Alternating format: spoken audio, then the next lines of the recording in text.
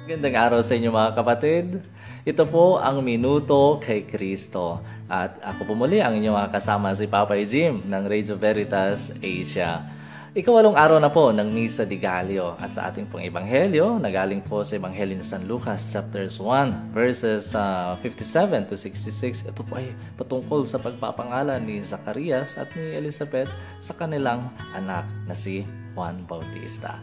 Mga kapatid, malaki po ang naging role ng ating mahal na si San Juan Bautista. Although hindi po siya yung pinakasikat dito, o kaya pinaka-starring dito, mahalaga ang kanyang kaganapan sa pagliligtas ng Diyos sa sangkatauhan. Mga kapatid, sana matutunan po natin ngayong araw na ito na maliit man o malaki ang parte natin dito sa buhay na ito. Ang pinakamahalaga po dito ay ginagamit po tayo ng ating Panginoon sa pagliligtas, pwedeng sa atin, sa kapwa, sa iba, at sa mga nangangailangan ng kaligtasan dito sa mundo. Mga kapatid, patunay lamang po ito na si Juan Bautista ay hindi tayo iniiwan ng ating Panginoon, that the Lord is graciousness. Ito po ang kahulugan ng Juan, that the Lord is graciousness.